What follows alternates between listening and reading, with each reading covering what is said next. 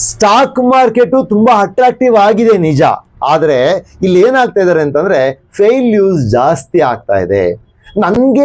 ನಾನು ನೋಡಿದ ಮಟ್ಟಕ್ಕೆ ಏನಾಗಿದೆ ಅಂತಂದ್ರೆ ತುಂಬಾ ಜನಕ್ಕೆ ಇದು ಹೆವಿ ಅಟ್ರಾಕ್ಷನ್.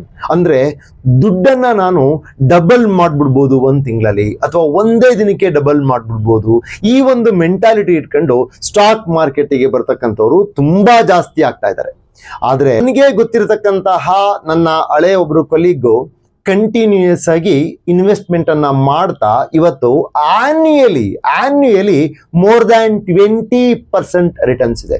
ಜಸ್ಟ್ ಇಲ್ಲಿವರೆಗೂ ಕೂಡ 1.25 ಕೋಟಿ ಕಳ್ಕೊಂಡಿರೋರ್ನು ಕೂಡ ನೋಡಿದ್ದೀನಿ. ಬಟ್ ಒಂದೇ ಕಾರಣ ಏನಪ್ಪಾ ಅಂತಂದ್ರೆ ಅವರು ದುಡ್ಡನ್ನ ಮಾಡಬೇಕು ಅಂತೇಳಿ ಛಲದಿಂದ ಹೋಗ್ತಾ ಇದ್ದಾರೆ. ಕಲ್ತ್ಕೊಳ್ಳಿಕ್ಕೆ ಇನ್ನೂ ಕೂಡ ಅವರ ಪ್ರಯತ್ನ ಸಾಲದು ಅಂತ ನಾನು ಹೇಳಿದ್ರು ಕೂಡ ಅವರಿಗೆ ಅದು ಅರ್ಥ ಆಗ್ತಾ ಇಲ್ಲ. ನೋಡಿ,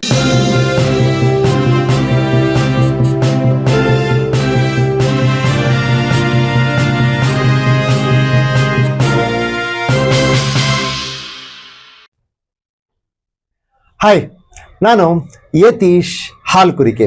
ಒಟ್ಟು ನನಗೆ 24 ವರ್ಷಗಳ ಅನುಭವ ಫೈನಾನ್ಷಿಯಲ್ ಮಾರ್ಕೆಟ್ನಲ್ಲಿದೆ, 12 ವರ್ಷಗಳ ಅನುಭವ ಸ್ಟಾಕ್ ಮಾರ್ಕೆಟ್ನಲ್ಲಿದೆ. ನಾವು ಈ ದಿನದಿಂದ ಒಂದು ಸೀರೀಸ್ನಲ್ಲಿ ಈ ಸ್ಟಾಕ್ ಮಾರ್ಕೆಟ್ ಬಗ್ಗೆ ಅರ್ಥ ಮಾಡ್ಕೊಳೋದಕ್ಕೆ ಪ್ರಯತ್ನ ಪಡೋಣ.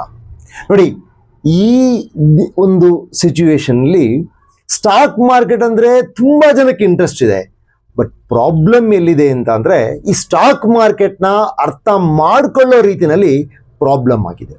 ಸ್ಟಾಕ್ ಮಾರ್ಕೆಟ್ಗೆ ತುಂಬ ಜನ ದುಡ್ಡು ಮಾಡಬೇಕು ಅಂತ ಬರ್ತಾ ಇದ್ದಾರೆ. ಆದರೆ ಅವರಿಗೆ ಇಲ್ಲಿ ದುಡ್ಡನ್ನ ಯಾವ ರೀತಿ ಮಾಡಬೇಕು, ನಾನು ಯಾವ ರೀತಿಯಾಗಿ ಪ್ರಿಪೇರ್ ಆಗಿ ಸ್ಟಾಕ್ ಮಾರ್ಕೆಟಲ್ಲಿ ಇನ್ವಾಲ್ವ್ ಆಗಬೇಕು, ಮತ್ತು ಸ್ಟಾಕ್ ಮಾರ್ಕೆಟ್ನಲ್ಲಿ ಯಾವ ರೀತಿಯಾದಂತಹ ಇನ್ವಾಲ್ವ್ಮೆಂಟಿಗೆ ಯಾವ ಪ್ರಿಪರೇಷನ್ ಬೇಕು ಅಂತಕ್ಕಂತಹ ಅರ್ಥ ಸರಿಯಾದ ರೀತಿಯಲ್ಲಿ ಆಗಿಲ್ಲ.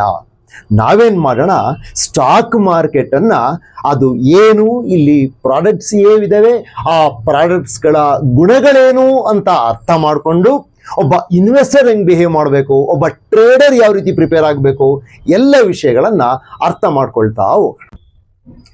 ಓಕೆ, ಪ್ರಾರಂಭವಾಗಿ ನಾವೇನ್ ಮಾಡೋಣ, ಈ ಒಂದು ಲೆಸನ್ ನಂಬರ್ 1ನಲ್ಲಿ ಸ್ಟಾಕ್ ಮಾರ್ಕೆಟ್ ಅಂದ್ರೆ ಏನು, ಇಲ್ಲಿ ಯಾವ ರೀತಿಯಾದಂತಹ ಪ್ರಾಡಕ್ಟ್ಸ್ಗಳಿದ್ದಾವೆ, ಈ ಪ್ರಾಡಕ್ಟ್ಸ್ಗಳ ಫೀಚರ್ಗಳೇನು, ಮತ್ತೆ ಈ ಇನ್ವೆಸ್ಟರ್ ಅಂದ್ರೆ ಏನು, ಟ್ರೇಡರ್ ಅಂದ್ರೆ ಏನು, ಇನ್ವೆಸ್ಟರು ಯಾವ ರೀತಿಯಾದಂತಹ ಪ್ರಾಡಕ್ಟ್ಸ್ ಅನ್ನ ಯೂಸ್ ಮಾಡ್ತಾರೆ, ಟ್ರೇಡರ್ಸು ಯಾವ ರೀತಿ ಪ್ರಾಡಕ್ಟ್ಸ್ ಯೂಸ್ ಮಾಡ್ತಾರೆ, ಇಷ್ಟು ವಿಷಯಗಳನ್ನ ಅರ್ಥ ಮಾಡ್ಕೊಳ್ಳೋಣ ಮೊದಲನೇದಾಗಿ. ಓಕೆನಾ? ಸೊ ಹಾಗಿದ್ರೆ ಲೆಟ್ ಅಸ್ ಸ್ಟಾರ್ಟ್ ಅಂತ ಪ್ರಾರಂಭ ಮಾಡಿದ್ರೆ ಮೊದಲನೇ ಅಂಶದಿಂದ ಸ್ಟಾರ್ಟ್ ಮಾಡಬೇಕಾಗಿರೋದು ಏನಪ್ಪಾ ಅಂತಂದ್ರೆ ಸ್ಟಾಕ್ ಮಾರ್ಕೆಟ್ ಏನು ಆಗಿದ್ರೆ ಅಂತಕ್ಕಂತಹ ವಿಷಯ. ನೋಡಿ, ಯಾವುದೇ ಒಂದು ಫೈನಾನ್ಷಿಯಲ್ ಮಾರ್ಕೆಟ್ ಅನ್ನ ನೀವು ತಗೊಳ್ತೀವಿ ಅಂತ ಅನ್ನೋದಾದ್ರೆ ಒಂದ್ ಕಡೆ ಬಂದು ನಿಮಗೆ ಮನಿ ಮಾರ್ಕೆಟ್ ಇದೆ, ಇನ್ನೊಂದು ಕಡೆ ಬಂದು ನಿಮಗೆ ಸೆಕ್ಯೂರಿಟೀಸ್ ಮಾರ್ಕೆಟ್ ಇದೆ. ಮನಿ ಮಾರ್ಕೆಟ್ ಅಂತ ಹೇಳಿ ಮತ್ತೆ ಸೆಕ್ಯೂರಿಟೀಸ್ ಮಾರ್ಕೆಟ್ ಅಂತ ಹೇಳಿ ಯಾಕೆ ನಾವು ಎರಡು ವಿಷಯಗಳನ್ನ ತಗೊಳ್ತಾ ಇದ್ದೀವಿ ಅಂತ ಅಂದ್ರೆ ಈ ಎರಡೂ ಕೇಸಲ್ಲೂ ಕೂಡ ಇನ್ವೆಸ್ಟ್ಮೆಂಟು ಒಂದು ತರವಾಗಿ ಡಿಫರೆಂಟ್ ಆಗಿರುತ್ತೆ.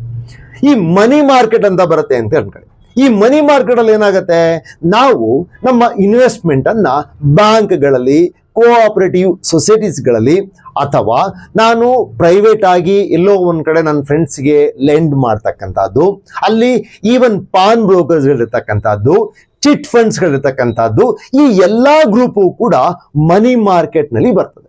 ಈ ಮನಿ ಮಾರ್ಕೆಟ್ ನಲ್ಲಿ ಎರಡು ಟೈಪು, ಒಂದೇನಪ್ಪಾ ಅಂತಂದ್ರೆ ಆರ್ಗನೈಸ್ಡ್ ಮತ್ತೆ ಅನ್ಆರ್ಗನೈಸ್ಡ್ ಅಂತ. ಇರ್ಲಿ, ಅವೆರಡನ್ನು ನಾವು ಸಪರೇಟ್ ಆಗಿ ನೋಡೋಣ. ಆದ್ರೆ ಸಾರಾಂಶ ಏನು ಅಂತ ಅಂದ್ರೆ ಈ ಮನಿ ಮಾರ್ಕೆಟ್ ನಲ್ಲಿ ನಾವು ಯಾವುದೇ ಕಾರಣಕ್ಕೂ ಕೂಡ ನಮ್ಮ ಇನ್ವೆಸ್ಟ್ಮೆಂಟು ಫೈನಲ್ ಆಗಿ ಯಾರಿಗೆ ಹೋಗಿ ತಲುಪಿದೆ ಗೊತ್ತಿರೋದಿಲ್ಲ ನಮಗೆ. ಆದರೆ ಸೆಕ್ಯೂರಿಟೀಸ್ ಮಾರ್ಕೆಟ್ ಬಂದಾಗ ನಮಗೆ ನಮ್ಮ ಇನ್ವೆಸ್ಟ್ಮೆಂಟು ಯಾರಿಗೆ ಹೋಗ್ತಾ ಇದೆ ಅಂತಕ್ಕಂತಹ ವಿಷಯ ಸ್ಪಷ್ಟವಾಗಿರುತ್ತೆ.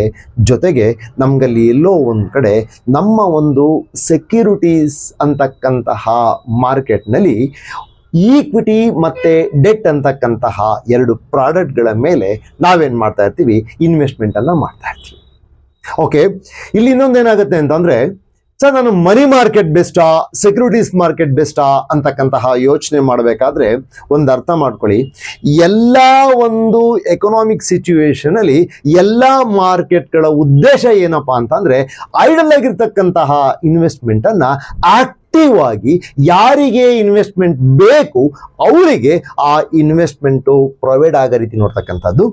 ಯಾರು ಎಕ್ಸ್ಟ್ರಾ ದುಡ್ಡು ಇಟ್ಕೊಂಡು ನಾನು ಇನ್ವೆಸ್ಟ್ ಮಾಡಬೇಕು ಅಂತಾರೆ ಅವರಿಗೆ ಒಂದೊಳ್ಳೆ ಆಪರ್ಚುನಿಟಿ ಕೊಡ್ತಕ್ಕಂಥದ್ದು. ಇದು ಕೂಡ ಬೇಕು, ಇದು ಕೂಡ ಬೇಕು, ಮರಿಬೇಡಿ ಅದನ್ನ. ಆದರೆ ನಾವು ಯಾವ ರೀತಿಯಾದಂತಹ ರಿಸ್ಕ್ ಅನ್ನ ತಗೊಂಡು ನಮ್ಮ ಇನ್ವೆಸ್ಟ್ಮೆಂಟ್ ಅನ್ನ ಫರ್ದರ್ ನಾವು ರಿಟರ್ನ್ಸ್ ತಗೊಳ್ಳಿಕ್ಕೆ ಅಂತೇಳಿ ಎಂಗೇಜ್ ಮಾಡ್ತೀವಲ್ಲ, ಅಲ್ಲಿ ಇರ್ತಕ್ಕಂಥ ವಿಷಯ ನಾನು ಮನಿ ಮಾರ್ಕೆಟ್ ಅಲ್ಲಿ ಇನ್ವೆಸ್ಟ್ ಮಾಡಬೇಕಾ ಅಥವಾ ಸೆಕ್ಯೂರಿಟೀಸ್ ಮಾರ್ಕೆಟ್ ನಲ್ಲಿ ಇನ್ವೆಸ್ಟ್ ಮಾಡಬೇಕಾ ಅಂತ. ಸೆಕ್ಯೂರಿಟೀಸ್ ಮಾರ್ಕೆಟ್ ನಲ್ಲಿ ನಾನು ಏನ್ ಮಾತಾಡ್ತಾ ಇದ್ದೀನಿ ಅಂತಂದ್ರೆ, ಈ ಸ್ಟಾಕ್ ಮಾರ್ಕೆಟು ತುಂಬಾ ಅಟ್ರಾಕ್ಟಿವ್ ಆಗಿದೆ ನಿಜ, ಆದ್ರೆ ಇಲ್ಲಿ ಏನಾಗ್ತಾ ಇದ್ದಾರೆ ಅಂತಂದ್ರೆ ಫೇಲ್ಯೂಸ್ ಜಾಸ್ತಿ ಆಗ್ತಾ ಇದೆ. ನಾನು ನೋಡಿದ ಮಟ್ಟಕ್ಕೆ ಏನಾಗಿದೆ ಅಂತಂದ್ರೆ ತುಂಬಾ ಜನಕ್ಕೆ ಇದು ಹೆವಿ ಅಟ್ರಾಕ್ಷನ್. ಅಂದ್ರೆ ದುಡ್ಡನ್ನ ನಾನು ಡಬಲ್ ಮಾಡ್ಬಿಡ್ಬೋದು ಒಂದು ತಿಂಗಳಲ್ಲಿ ಅಥವಾ ಒಂದೇ ದಿನಕ್ಕೆ ಡಬಲ್ ಮಾಡ್ಬಿಡ್ಬೋದು, ಈ ಒಂದು ಮೆಂಟಾಲಿಟಿ ಇಟ್ಕೊಂಡು ಸ್ಟಾಕ್ ಮಾರ್ಕೆಟಿಗೆ ಬರ್ತಕ್ಕಂಥವ್ರು ತುಂಬಾ ಜಾಸ್ತಿ ಆಗ್ತಾ ಇದ್ದಾರೆ. ಆದರೆ ನಾನು ನನ್ನ ಕಣ್ಮುಂದೆ ನೋಡಿರ್ತಕ್ಕಂಥ ಎಕ್ಸಾಂಪಲ್ ಹೇಳಬೇಕು ಅಂತ ಅಂದ್ರೆ, ಈ ಸ್ಟಾಕ್ ಮಾರ್ಕೆಟ್ ಅಟ್ರಾಕ್ಟ್ ಅಂತ ತುಂಬಾ ಜನ ಟ್ರೈನಿಂಗ್ ಬರ್ತಕ್ಕಂಥವರಲ್ಲಿ 90 ಭಾಗ ಏನ್ ಮಾಡ್ತಾರಪ್ಪ ಅಂತ ಅಂದ್ರೆ ಬರೀ ದುಡ್ಡಿನ ಹಿಂದೆ ಬೀಳ್ತಾರೆ. ದುಡ್ಡನ್ನ ಮಾಡ್ಲಿಕ್ಕೆ ಆಗ್ದಲೇನೆ, ಅದನ್ನ ಅರ್ಥ ಮಾಡ್ಕೊಳ್ಳಿಕ್ಕೆ ಆಗ್ದಲೇನೆ ಎಲ್ಲೋ ಒಂದ್ ಕಡೆ ಅರ್ಧಕ್ಕೆ ಬಿಟ್ಟು ತಮ್ಮ ಪ್ರಾರಂಭದ ಇನ್ವೆಸ್ಟ್ಮೆಂಟ್ ಅನ್ನ ಕಳ್ಕೊಂಡು ಕೊನೆಗೆ ಬೇರೆಯವರಿಗೂ ಕೂಡ ಸ್ಟಾಕ್ ಮಾರ್ಕೆಟ್ಗೆ ನೀವು ಹೋಗ್ಬೇಡಿ, ಸ್ಟಾಕ್ ಮಾರ್ಕೆಟ್ ಸರಿ ಇಲ್ಲ ಅಂತಕ್ಕಂಥ ಅಭಿಪ್ರಾಯಗಳನ್ನ ಮಾರ್ಕೆಟ್ನಲ್ಲಿ ಶೇರ್ ಮಾಡ್ತಾ ಸ್ಟಾಕ್ ಮಾರ್ಕೆಟ್ ಒಂದು ಒಳ್ಳೆ ಇನ್ವೆಸ್ಟ್ಮೆಂಟ್ ಆಪರ್ಚುನಿಟಿನ ಮಿಸ್ ಮಾಡ್ಕೊಳ್ಳೋ ತರ ಬೇರೆಯವ್ರಿಗೂ ಮಾಡ್ತಾ ಇದ್ದಾರೆ. ಆದರೆ ಸರಿಯಾದ ರೀತಿನ ನೀವು ಅರ್ಥ ಮಾಡ್ಕೊಂಡ್ರಿ ಅಂತ ಅನ್ನೋದಾದ್ರೆ ಸ್ಟಾಕ್ ಮಾರ್ಕೆಟ್ನಲ್ಲಿ ಇನ್ವೆಸ್ಟ್ಮೆಂಟ್ ಆಪರ್ಚುನಿಟಿ ಮತ್ತೆ ಟ್ರೇಡಿಂಗ್ ಆಪರ್ಚುನಿಟಿ ಅಂತೇಳಿ 2 ಆಪರ್ಚುನಿಟಿನ ಪ್ರಾಪರ್ ಆಗಿ ನೀವು ಅರ್ಥ ಮಾಡ್ಕೊಂಡಿದ್ದೀರಾ ಅಂತ ಅನ್ನೋದಾದ್ರೆ ಇಲ್ಲಿ ಯಾರೂ ಮಾಡದೇ ಇರತಕ್ಕಂತಹ ಒಳ್ಳೆ ರಿಟರ್ನ್ಸ್ ಅನ್ನ ಇನ್ವೆಸ್ಟ್ಮೆಂಟ್ ಅಲ್ಲಿ ತಗೋಬಹುದು. ಅದೇ ರೀತಿ ಒಂದು ಟ್ರೇಡಿಂಗ್ ಅನ್ನ ಪ್ರೊಫೆಷನ್ ಆಗಿ ತಗೊಂಡು ಪ್ರೊಫೆಷನಲ್ ಟ್ರೇಡರ್ ಆಗಿ ಕೂಡ ನೀವು ಇನ್ವಾಲ್ವ್ ಆಗ್ಬೋದು. ಸರ್ 2 ಎಕ್ಸಾಂಪಲ್ ಹೇಳ್ಬೋದಾ ಸರ್? ಒಬ್ರು ನೀವು ಹೇಳಿದಾಗೆ ಏನು ಗೊತ್ತಿಲ್ಲದೆ ಬಂದು ಇನ್ವೆಸ್ಟ್ ಮಾಡಿ ದುಡ್ಡು ಕಳ್ಕೊಂಡು ಹೋಗಿರೋದು, ಇನ್ನೊಬ್ರು ಪ್ರಾಪರ್ ಆಗಿ ಕಲ್ತು ಈಗೂ ಕೂಡ ಒಳ್ಳೆ ಟ್ರೇಡರ್ ಆಗಿರೋದ್ರ ಬಗ್ಗೆ. ಎಕ್ಸಾಕ್ಟ್ಲಿ, ಯಾಕಿಲ್ಲ ನೋಡಿ ಹೇಳ್ತೀನಿ. ನನಗೆ ಗೊತ್ತಿರತಕ್ಕಂತಹ ನನ್ನ ಹಳೆ ಒಬ್ರು ಕೊಲೀಗು ಕಂಟಿನ್ಯೂಯಸ್ ಆಗಿ ಇನ್ವೆಸ್ಟ್ಮೆಂಟ್ ಅನ್ನ ಮಾಡ್ತಾ ಇವತ್ತು ಆನ್ಯುಯಲಿ ಮೋರ್ ದ್ಯಾನ್ 20% ರಿಟರ್ನ್ಸ್ ಇದೆ. ಜಸ್ಟ್ ಕಂಪೇರ್, ನೀವು ಒಂದು FD ಗೆ ಕಂಪೇರ್ ಮಾಡ್ಕೊಳ್ಳಿ ಎಷ್ಟಿದೆ ಅಂತ. ಇದೇ ಮನುಷ್ಯ ಪ್ರಾರಂಭದಲ್ಲಿ ಟ್ರೇಡಿಂಗ್ ಮಾಡ್ತೀನಿ ಅಂತ ನನ್ನ ಕಣ್ಮುಂದೆನೆ ಮಾಡಿ ಕಂಡಂಗೆನೆ ದಿನಕ್ಕೆ 5,000 10,000ನ ಕರಗಿಸ್ಕೊಳ್ತಾ ಇದ್ರು. ಬಟ್ ಒಂದ್ ಅರ್ಥ ಮಾಡ್ಕೊಳ್ಳಿ, ಅವರಿಗೆ ಸೂಟಬಿಲಿಟಿ ಟ್ರೇಡಿಂಗ್ ಅಲ್ಲ, ಬಟ್ ಇನ್ವೆಸ್ಟ್ಮೆಂಟು ಅವರಿಗೆ ಸೂಟಬಲ್, ಖಂಡಿತ ಮಾಡ್ಬೋದು. ಯಾಕೆ ಅಂತ ಅಂದ್ರೆ ಅವರಿಗೆ ಬೇಕಾಗಿರ್ತಕ್ಕಂಥ ಒಂದು ಆಪರ್ಚುನಿಟಿ ಇಲ್ಲಿ ಇನ್ವೆಸ್ಟ್ಮೆಂಟ್. ಅವರು ಟ್ರೇಡಿಂಗ್ ಆಪರ್ಚುನಿಟಿನ ಎಕ್ಸ್ಪ್ಲೋರ್ ಮಾಡಲಿಕ್ಕೆ ಕಷ್ಟ ಇದೆ. ಪ್ರತಿದಿನ 9 ಗಂಟೆಯಿಂದ 6 ಗಂಟೆವರೆಗೂ ಜಾಬ್ ಮಾಡಿ ಟ್ರೇಡಿಂಗನ್ನು ಮಾಡ್ತೀನಿ ಅಂತ ಅಂದ್ರೆ ಕಷ್ಟ ಆಗುತ್ತೆ.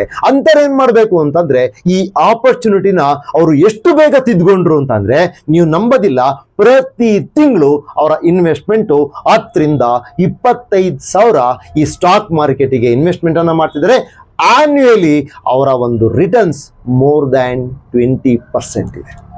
ಅದೇ ರೀತಿ ಟ್ರೇಡಿಂಗಿಗೆ ಎಕ್ಸಾಂಪಲ್ ತಗೋಬೇಕು ಅಂತಂದ್ರೆ ನೀವು ನಂಬಲ್ಲ, ನಾನು ಒಬ್ಬ ಕ್ಲೈಂಟನ್ನು ಇಲ್ಲಿವರೆಗೂ ಕೂಡ 1.25 ಕೋಟಿ ಕಳ್ಕೊಂಡಿರೋರ್ನು ಕೂಡ ನೋಡಿದ್ದೀನಿ.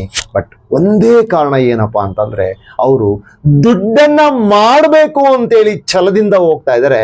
ಕಲ್ತ್ಕೊಳ್ಳಿಕ್ಕೆ ಇನ್ನೂ ಕೂಡ ಅವರ ಪ್ರಯತ್ನ ಸಾಲದು ಅಂತ ನಾನು ಹೇಳಿದ್ರೂ ಕೂಡ ಅವರಿಗೆ ಅದು ಅರ್ಥ ಆಗ್ತಾ ಇಲ್ಲ. ನೋಡಿ, ಟ್ರೇಡಿಂಗ್ ಅಂತ ಬಂದಾಗ ಇದಕ್ಕೆ ಬೇಕಾಗಿರ್ತಕ್ಕಂಥ ತಾಳ್ಮೆ, ಕಲಿತಕ್ಕಂತಹ ಸ್ಕಿಲ್ಸು ತುಂಬ ಡಿಫ್ರೆಂಟ್ ಆಗಿದೆ. ಅದರ ಜೊತೆಗೆ ನಿಮ್ಮ ಮೈಂಡ್ ಸೆಟ್ ಕೂಡ ಒಬ್ಬ ಟ್ರೇಡರ್ ಮೈಂಡ್ ಸೆಟ್ ಆಗಬೇಕು. ಆಗ ಮಾತ್ರ ನೀವು ಇದರಲ್ಲಿ ಸಕ್ಸಸ್ ಅನ್ನೋದು. ಓಕೆ, ಇದಿನ್ನು ಪ್ರಾರಂಭ ಅಷ್ಟೇ. ನಾವು ಸ್ಟಾಕ್ ಮಾರ್ಕೆಟ್ ಬಗ್ಗೆ ಕಲಿತಕ್ಕಂಥದ್ದು ತುಂಬ ಇದೆ. ಈ ಸೀರೀಸು ಕಂಟಿನ್ಯೂ ಆಗುತ್ತೆ. ಓಕೆ, ಇದ್ರ ಒಳಗಡೆ ನಿಮ್ಗೇನಾದರೂ ಡೌಟ್ಸ್ಗಳಿದ್ದಾವೆ ಅಂತ ಅನ್ನೋದಾದರೆ ನಮ್ಮನ್ನು ಕಾಂಟ್ಯಾಕ್ಟ್ ಮಾಡಿ. ನಾವು ಸಿರಿಯೋನ್ನತಿ ಅಕಾಡೆಮಿ ಅಂತ ಒಂದು ಹೆಸರಿನಲ್ಲಿ ಈ ಸರ್ವಿಸನ್ನು ಪ್ರಾರಂಭ ಮಾಡಿದ್ದೀವಿ. ಇನ್ಫ್ಯಾಕ್ಟ್ ಮರಿಬೇಡಿ, ನಿಮಗೆ ಇನ್ಡೆಪ್ತ್ ನಾಲೆಡ್ಜ್ ಬೇಕು ಅಂತ ಅನ್ನೋದೇ ಆದರೆ ನಮ್ಮನ್ನು ನೀವು ಯಾವ್ದು ಬೇಕಾದ್ರೂ ಈ ಡಿಸ್ಪ್ಲೇ ಆಗ್ತಾ ಇರ್ತಕ್ಕಂಥ ನಂಬರ್ಗಳಲ್ಲಿ ಕಾಲ್ ಮಾಡಿ ಕಾಂಟ್ಯಾಕ್ಟ್ ಮಾಡಿ.